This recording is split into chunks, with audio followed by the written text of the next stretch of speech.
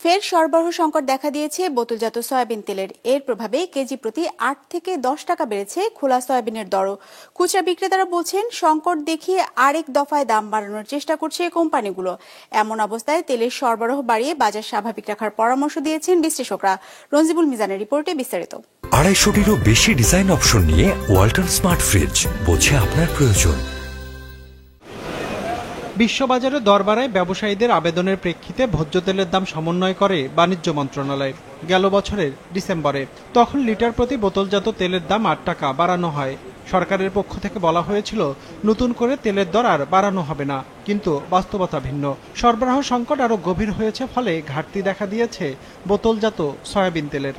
১-২ carton করে মাল দেয়, এটা প্রায় ২.৫ মাস ধরে এইভাবে চলতেছে। কোম্পানির কাছ থেকে তেল অর্ডার দিয়ে নিতে গেলে ১ কার্টন তেল তারা সরিষার তেল বা পোলার চাল বা লবণ ওদের প্রোডাক্ট নিলে ওরা ওইভাবে ম্যাচিং করে দেয়। তো রমজানের আগে যদি তেলের বাজারটা নিয়ন্ত্রণ করে ফেলতে পারে তারা, এখন তেলটা আছে ১০ টাকা, ১০ টাকাটা যদি এখন ২০ টাকা করে ফেলি, রমজানের আমাদের কষ্ট করতে হবে না। তারা এখনই চাচ্ছে তেলের দামটা বাড়তির জন্য। বোতলজাত তেলের সাথে খোলা সয়াবিনের দরও সমন্বয় করেছিল সরকার, ১৫৭ টাকা প্রতি লিটার। দর নির্ধারণের সপ্তাহ দুয়েক সয়াবিনের সরবরাহ স্বাভাবিক থাকলেও মাসখানেক ধরেই সংকট দেখা দিতে থাকে। তা আরও প্রকট হয় গেল সপ্তাহে। ব্যবসায়ীরা বলছেন, বোতলজাত সয়াবিনের সরবরাহ ঘাটতির ফলে ক্রেতাদের আগ্রহ বাড়তে থাকে খোলা সয়াবিনে।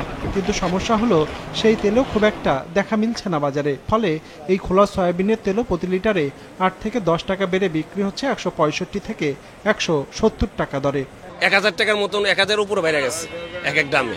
বর্তমানে খোলা সোয়াবিন মার্কেটে নাই, তার পাশাপাশি হচ্ছে কি ইনটেক তেলও খুব শর্ট। সরকার রেট দিচ্ছে ১৫৭ টাকা, আমরা কিনে আনতো ১৮৫ টাকা। তো এই কারণে ভোক্তা অধিদপ্তর আসলে আমরা জরিমানা দিতে হয় উল্টা। দেশের ভোজ্য তেলের চাহিদার প্রায় পুরোটাই বিশ্ববাজার থেকে আমদানি করতে হয়। সরকারি হিসাব বলছে, বছরে ভোজ্য তেলের চাহিদা প্রায় ২২ লাখ টনের মতো। সেই চাহিদা বিবেচনায় নিয়ে এই পণ্যটি আমদানির অনুমতি দিয়েছে সরকার, যা নিয়মিত আমদানিও করা হচ্ছে।